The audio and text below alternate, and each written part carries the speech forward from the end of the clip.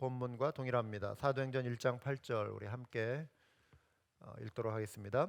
오직 성령이 너에게 마시면 너희가 권능을 받고 예루살렘과 온 유대와 사마리아와 땅끝까지 이르러 내 증인이 되리라 하시니라. 아멘. 우리 도널드 맥켈로라고 하는 목사님이 있습니다. 이분이 쓰신 책 한국말로 내가 만든 하나님이라는 제목으로 번역이 되었습니다. 이 책 안에 장래가 촉망되었던 한 의사의 이야기를 싣고 있습니다. 그 의사의 이름은 줄리어스 히커슨이라고 하는 사람이었습니다. 미국에서 의사의 직업 굉장히 안정된 직업이죠. 편안하게 살 수 있는 그런 위치에 있었습니다. 그런데 어느 날 갑자기 하나님께서 그의 마음에 선교사로 나갈 것을 말씀하시는 그 음성을 마음으로 그가 확신하게 되었습니다. 부르심을 받고 남미에 있는 콜롬비아로 가게 되었습니다. 그곳에서 그는 사람들의 육체적인 질병을 치료할 뿐만 아니라 그들의 영적인 질병, 하나님과의 단절된 그것을 고치고 복음을 전하는 일에 최선을 다했습니다. 그의 친구들과 동료들은 그러한 어려운 지역으로 이 안정된 삶을 버리고 가는 친구를 비웃고 또 안타까워했습니다. 하지만 그는 아랑곳하지 않고 하나님의 부르심에 순종하고 충실했습니다. 선교사로 헌신한 지 2년의 시간이 흘렀는데도 여전히 눈에 띄는 직접적인 열매는 보이지 않았습니다.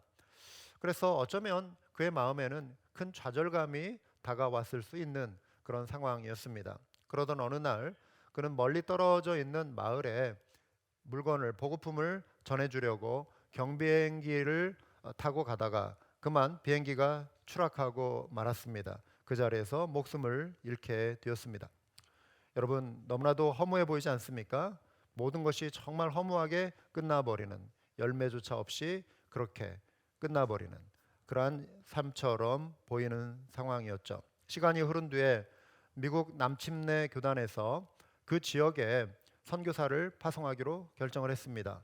선교사들이 그 지역에 도착을 했는데 깜짝 놀라게 되었습니다. 복음의 불모지로 알고 찾아갔던 그 마을에 교회가 이미 세워져 있었고 많은 사람들이 예수님을 예배하고 하나님을 예배하고 예수님을 찬양하는 일이 벌어져 있었던 것입니다. 이게 어찌 된 일인가 선교사들이 궁금해가지고 사람들을 붙잡고 묻게 되었습니다.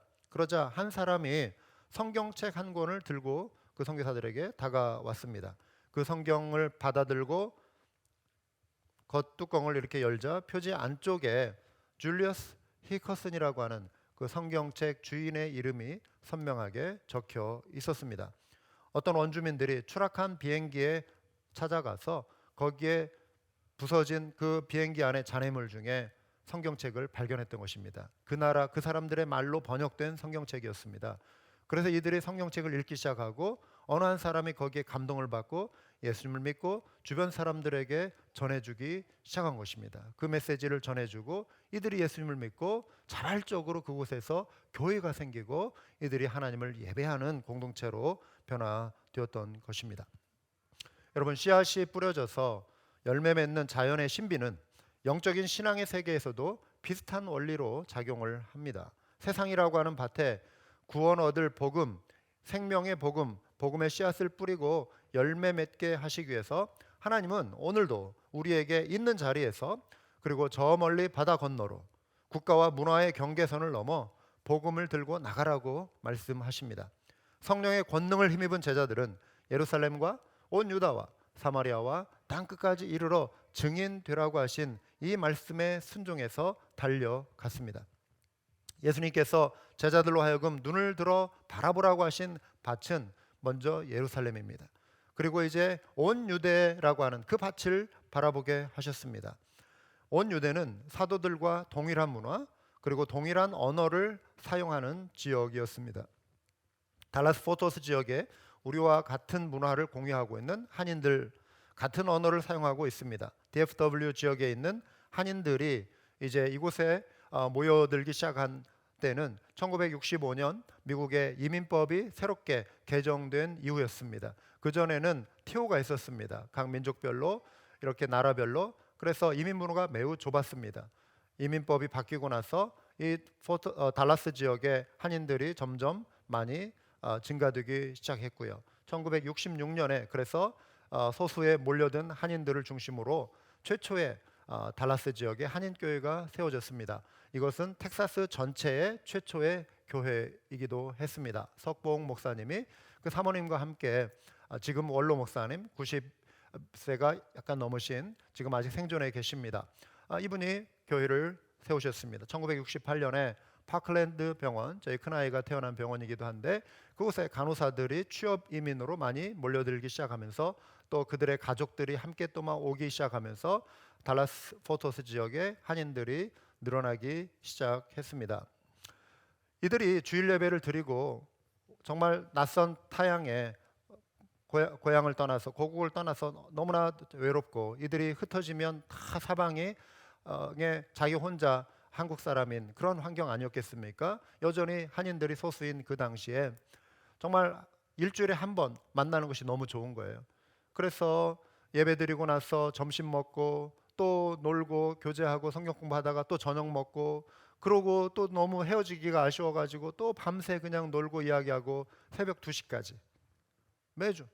그래서 그 목사님하고 사모님이 이곳 포토스까지 달라스에서 운전해가지고 성도들 데려다 주면은 새벽 3시 이러한 그 사역을 초창기에 하셨다고 합니다. 같은 문화, 같은 언어를 쓰는 이 민족이라고 하는 이 동질성, 이 끈끈한 정 굉장히 중요하죠. 대단한 현상입니다. 그런데요, 아무리 같은 문화 그리고 같은 언어를 사용한다고 해서 모든 주제에 마음이 다 통하는 것은 아니죠. 날씨 얘기하면 뭐 그거 누가 뭐 그거 가지고 싸우겠습니까? 날씨 얘기 가지고 싸우는 거 봤습니까? 뭐 세상 돌아가는 어떤 이런 이야기 뭐 재밌게 할 수도 있습니다. 그런데 이제 어느 순간 긴장하기 시작하는 건 정치 이야기하는 것입니다. 그러면 거기에 이러한 주장 저런 주장 하면은 정치에 관심 있는 사람들은 그거 가지고 또 언쟁이 생기고 또 신앙 이야기로 들어서면 같은 민족끼리도 같은 언어, 같은 문화를 공유하는 사람들 간의 대화에서도 두 부류의 반응이 나타납니다. 그 신앙에 대해서 기독교 신앙에 대해서 복음에 잘 받아들이는 긍정적인 반응이 있고 또 그것을 배척하고 거부하는 사람들이 나오게 마련이죠. 유대인의 역사는 두 가지의 특징을 보여줍니다. 첫째는 하나님의 구원의 역사, History of Redemption. 하나님께 또 반역하는 역사, History of Rebellion. 구속의 역사, 반역의 역사가 유대인의 역사였습니다. 예수님 당시에도 이 상황은 비슷했죠. 먼저 반역의 역사, 반역하는 유대인들을 살펴봅시다. 예수님의 공생의 활동 기간 중에 끊임없이 예수님 주변에서 예수님을 공격하기 위해 찾아왔던 사람들이 있죠. 그 당시에 예수님이 활동하실 당시에 유대 전역을 지배하고 있는 사상이 있었습니다. 그것은 바로 주다이즘이라고 하는 유대주의라고 하는 것입니다. 기원전 5세기에 바벨론 포로에서 돌아온 유대인들이 이제 우리가 그동안 멸망하고 고난을 당한 것은 말씀에서 떠났기 때문이다. 그래서 율법을 우리가 잘 지켜야 한다. 말씀을 잘 지켜야 한다라고 하는 의식이 생기기 시작을 했습니다. 그들이 이제 포로 귀환을 했는데 이들 대부분이 유다 지파에 속한 사람들이어서 이들을 주스라고 부르기 유대인이라고 부르기 시작했습니다. 그리고 이들이 사는 땅을 주디아라고 부르기 시작했습니다. 이 지역은 지리적으로 남북과 동서가 거의 면적이 사각형처럼 이렇게 길이가 비슷한 그런 지역이었습니다. 55마일 거리를 두고 있었습니다. 동으로 지중해, 서로 사해, 남으로 가자라고 하는 지역, 그 수마일 아래쪽, 북으로 요빠라고 하는 지역을 경계로 하는 이 땅이 주디아, 유대인들, 주스라고 하는 사람, 주위시 이들이 사는 지역이었습니다.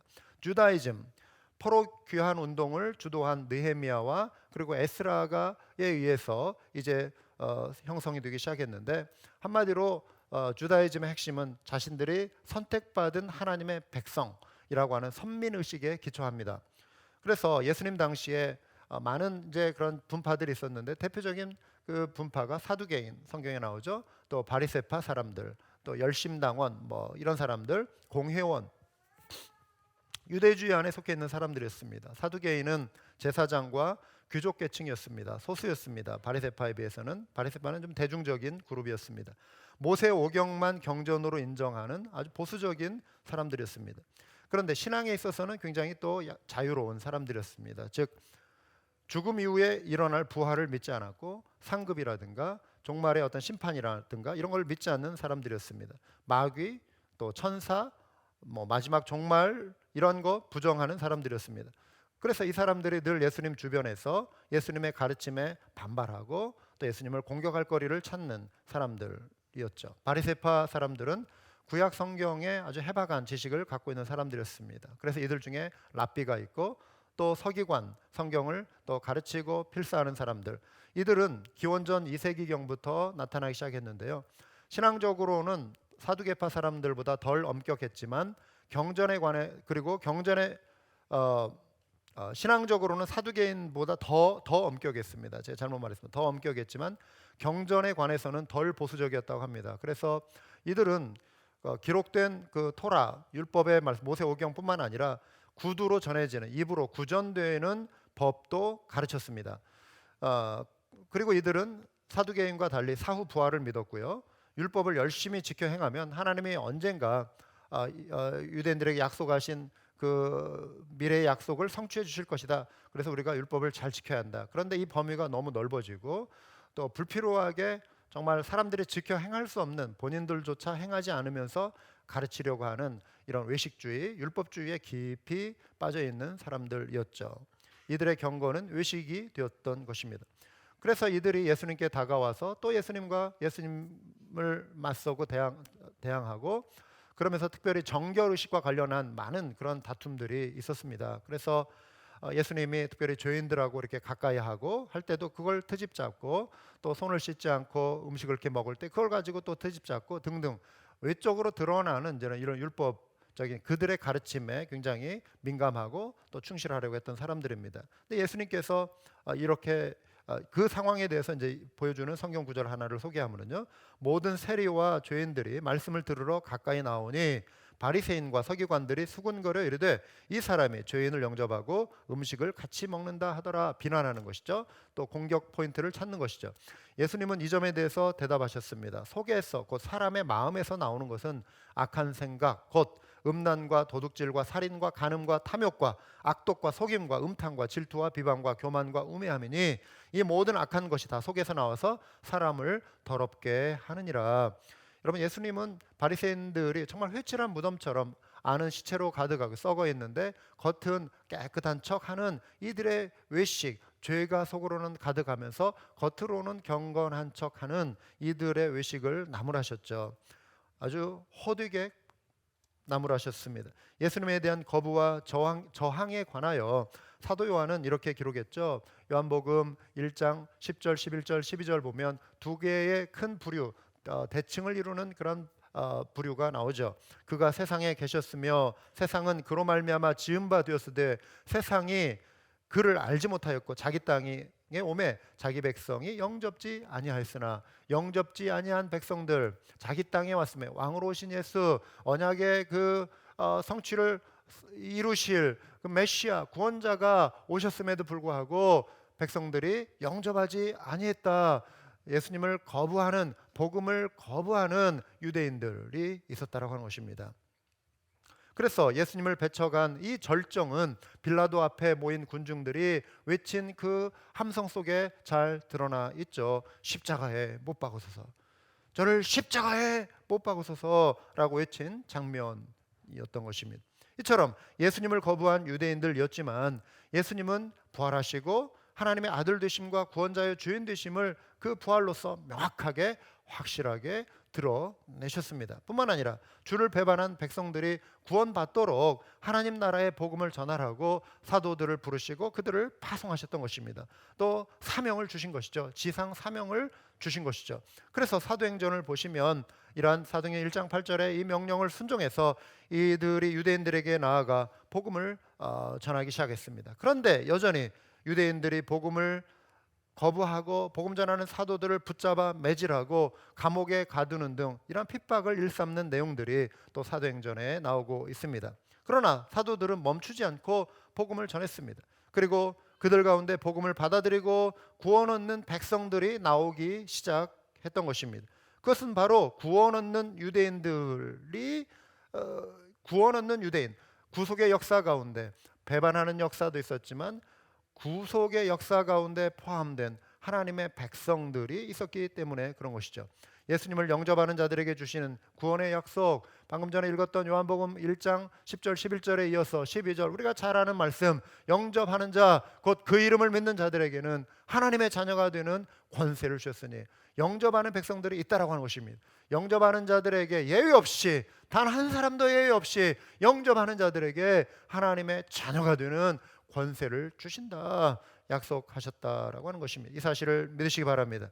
예수님이 온 유대에 이르러 복음을 전하라 하신 것, 바로 주를 배반한 사람들을 긍휼로 바라보고 그들이 구원 얻을 그 기회를 얻도록 나아가서 복음을 전하라는 것입니다. 저항을 각오하라는 것입니다. 저항을 온몸으로 받아들이면서도 전진하는 전도가 바로 온 유대를 향하여 나아가라고 하신, 유대의 땅을 바라보고 유대를 향하여 전도하라고 하신 그 명령의 핵심인 것입니다. 비유적인 의미입니다. 온 유대를 바라보라, 전진하는 복음이 되라. 저항을 직면하고도 포기하지 말고 물러서지 말고 전진하는 복음이 되라. 이게 온 유대를 바라보라고 하는 오늘 말씀의 핵심입니다.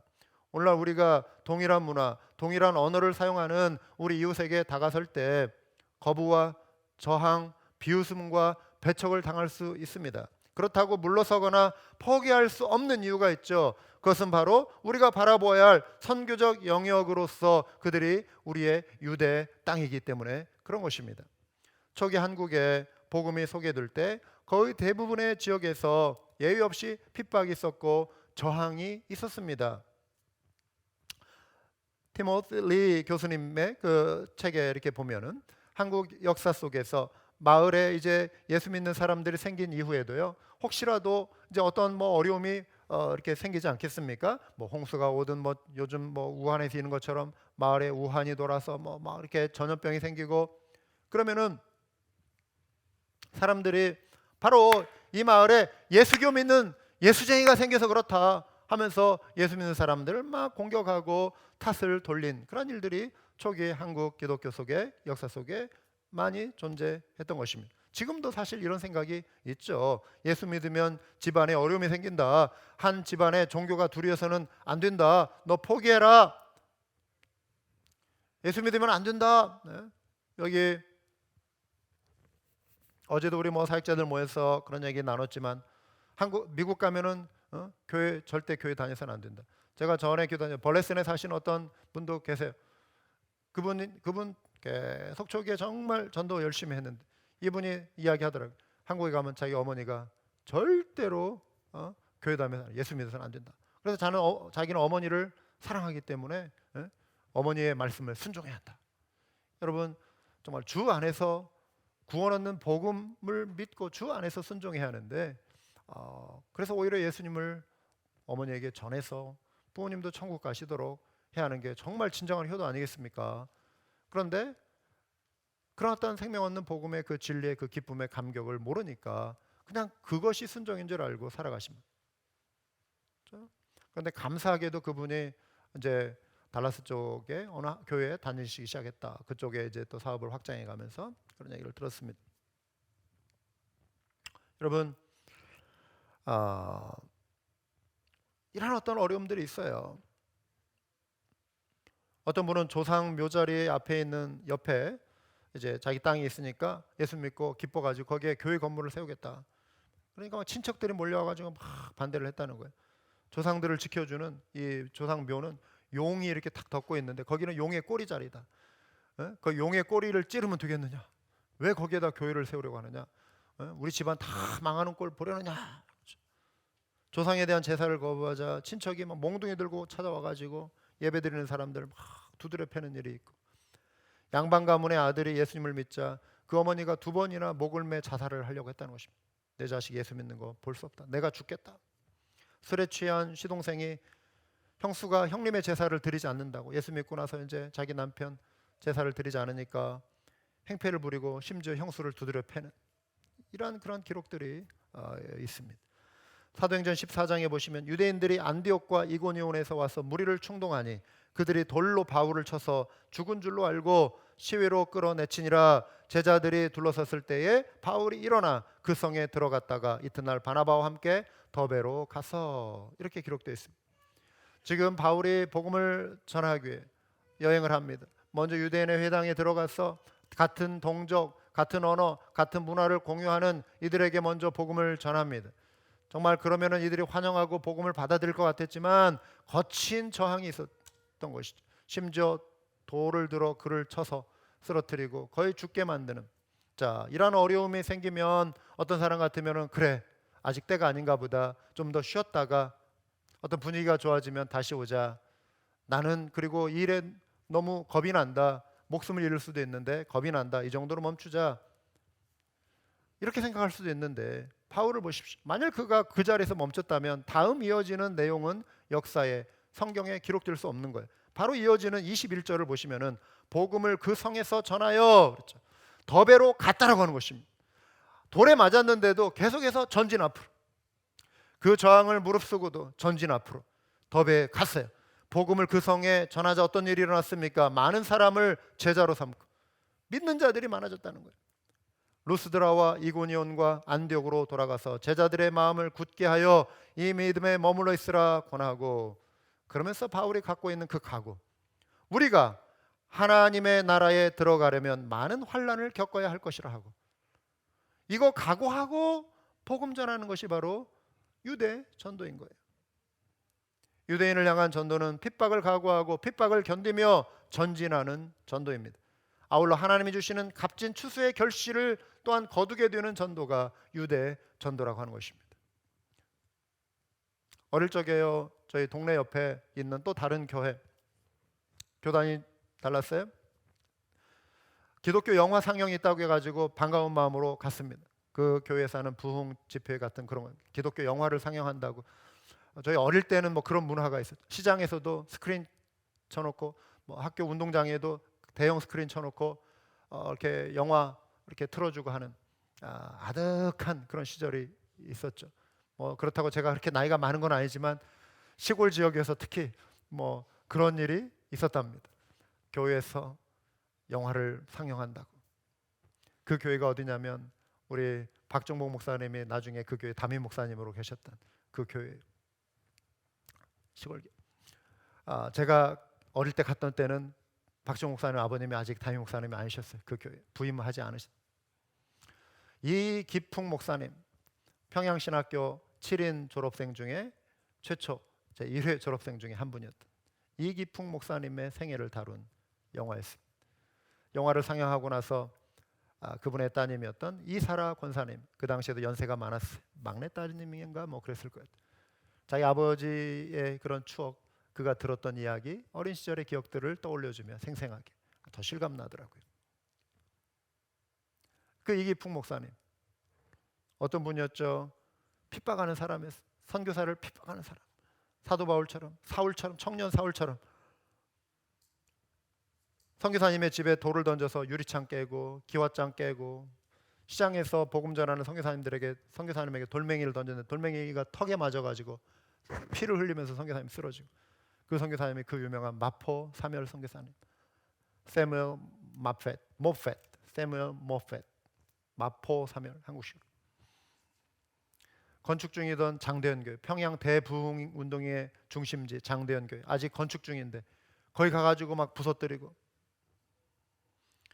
그런데 사도 바울처럼 그 역시 놀라운 회심을 경험했습니다. 변화되고 나서 그가 해가 뜨면 나가서 전도하는 것이 하루의 시작이자 끝이었다. 하루 종일 복음을 전하는, 제주도 선교사로 파송되어서 제주도를 복음화하는 일에 앞장섰습니다. 그리고 신사참배에 반대하다가 순교당하신 분입니다.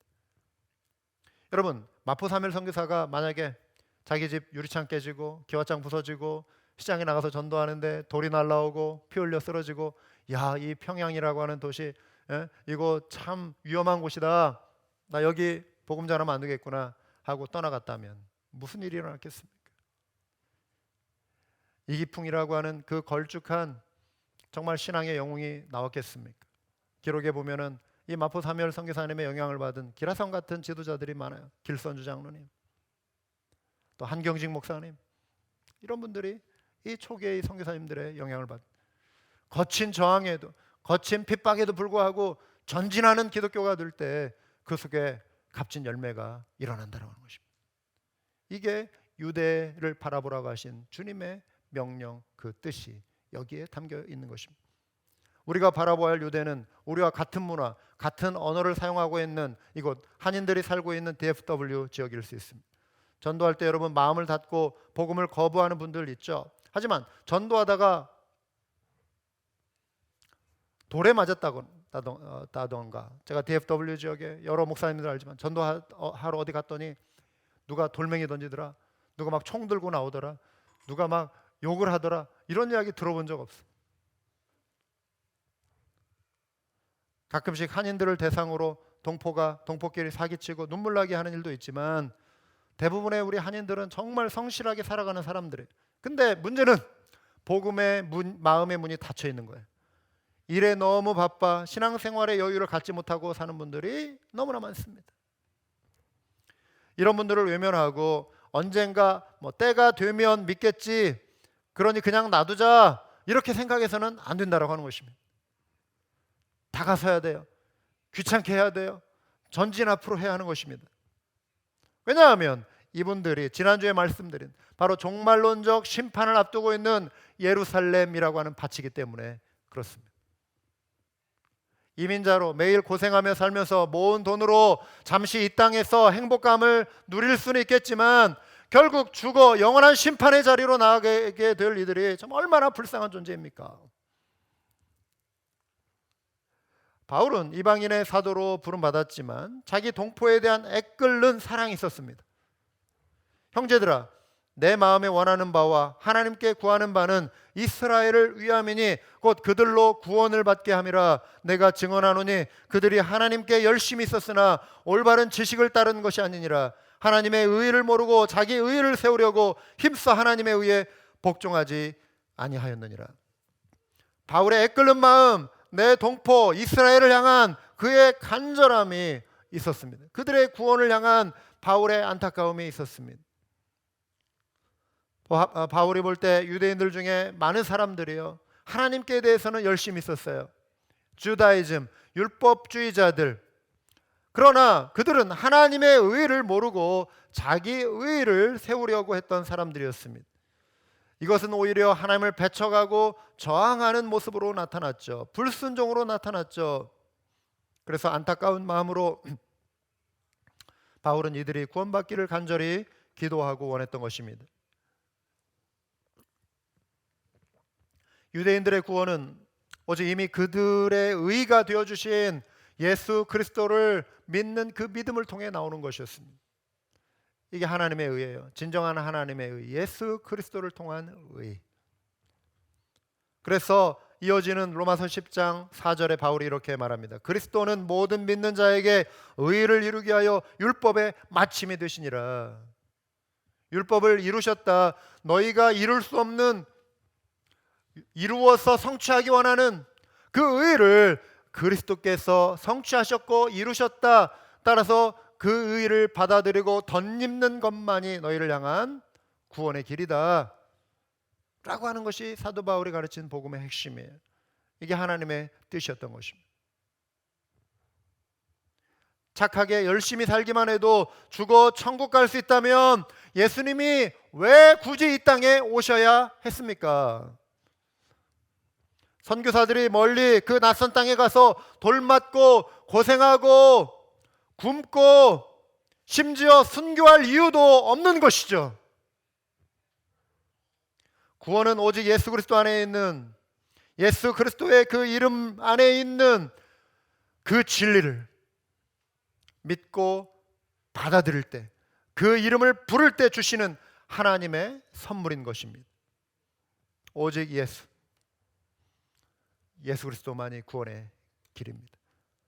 따라서 우리는 이 지역의 한인 공동체, 우리와 언어와 문화를 공유하고 있는 이웃, 일가, 친척, 가족들에게 생명의 복음, 예수 그리스도를 부지런히 소개해야 합니다.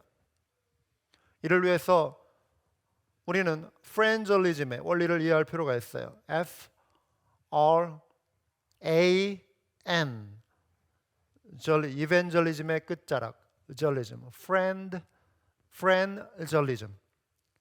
친구, 우리와 이미 친한 관계로 형성된 이들, 친구, 같은 언어와 같은 문화를 공유하는 친구, 우리의 친척, relatives, are, 그 다음에 사람, 동료, 아는 사람, associate, A, 그리고 이웃, neighbors, F, friends, relatives, associates, and neighbors, friend저리즘, evangelism.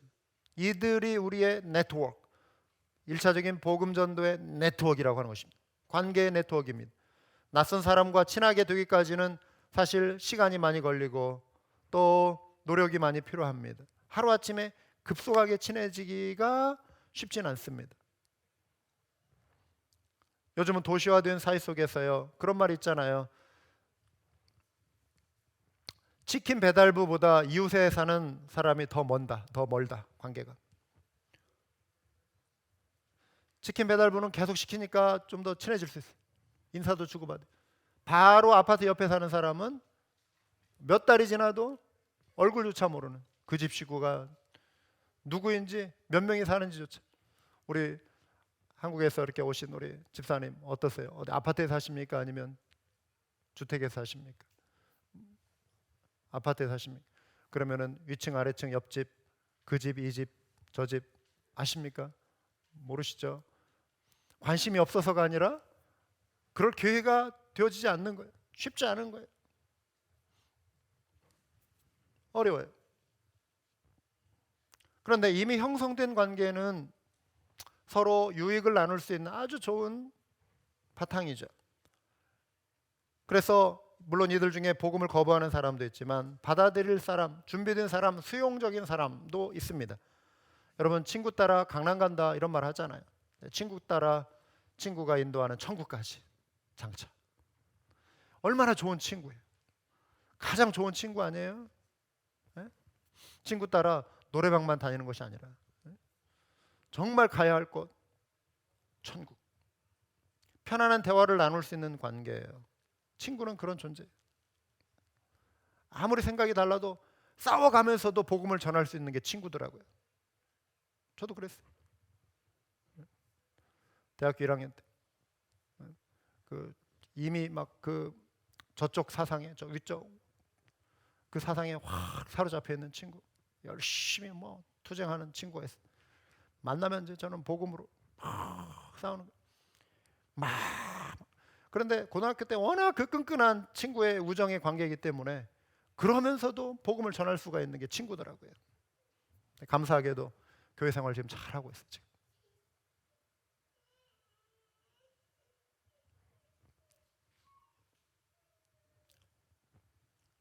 여러분, 중요한 거는요, 친구 관계, 가족 관계, 친한 이웃,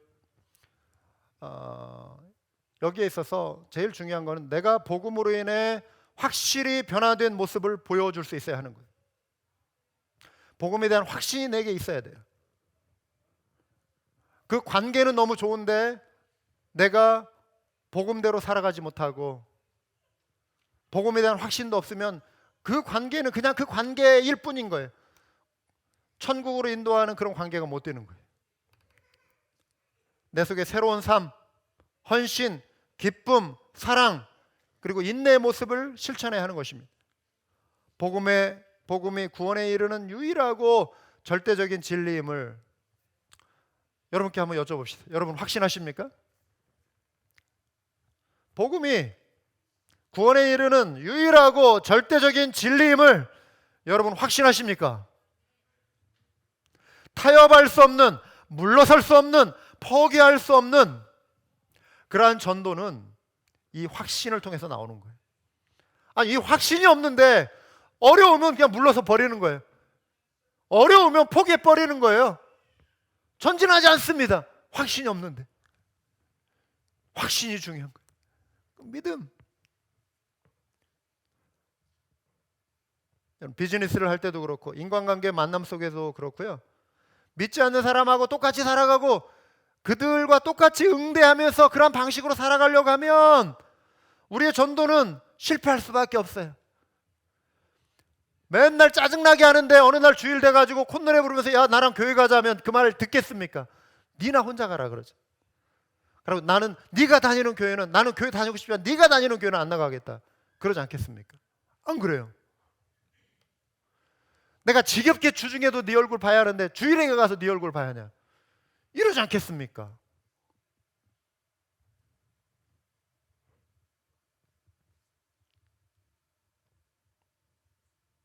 돌에 맞아도 다시 일어나는 사람이 있는데 누군가 나에게 눈빛 한 번만 흘겼다고 화내고 그냥 되갚아 주려고 그런다면 어떻게 전도가 가능하겠습니까?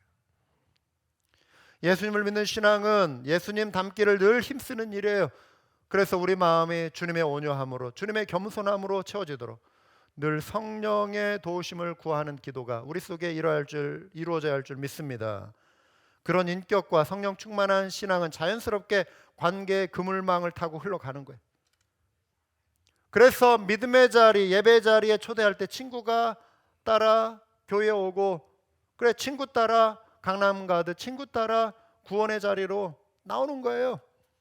설령 전도하기 위해 말을 걸고 찾아갔을 때 사람들이 무관심하게 대하고 쌀쌀맞게 대할 수 있습니다. 그러나 돌멩이는 안 던지잖아요. 안 그래요? 총은 안 쏘잖아요.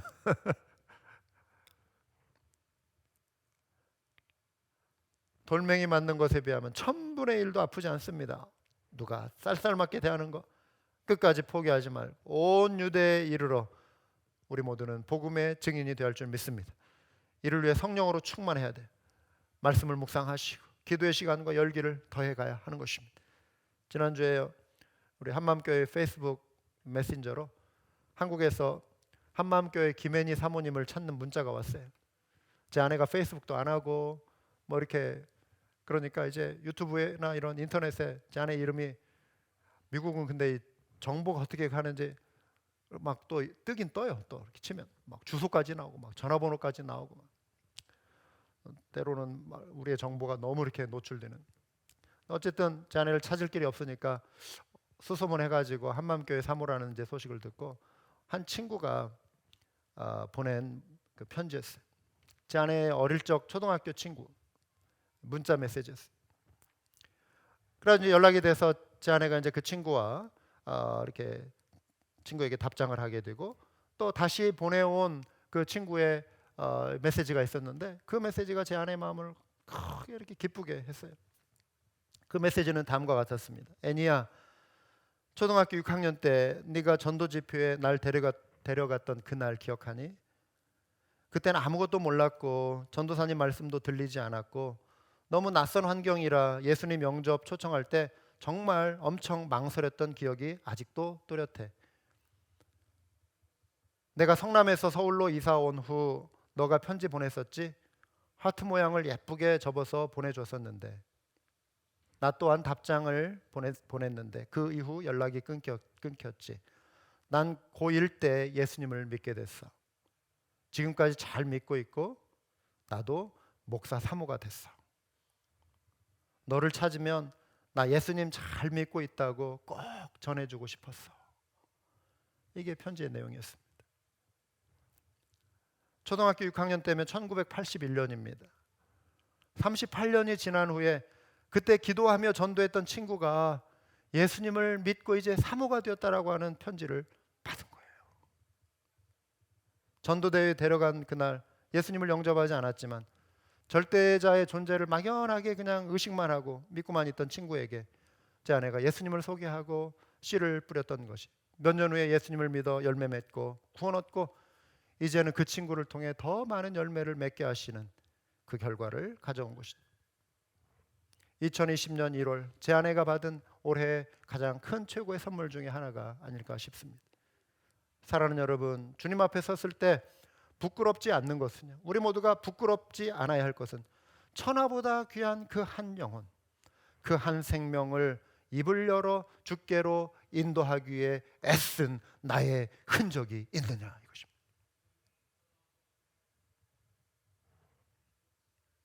한 영혼이 회개하고 돌이켜 주님께 나올 때 주님은 천국에서 잔치를 여시며 기뻐하시는 것입니다. 그리고 우리 마음 또한 놀라운 기쁨과 감사로 천국에서 충만하게 흘러 넘칠 것입니다. 기도하시겠습니다.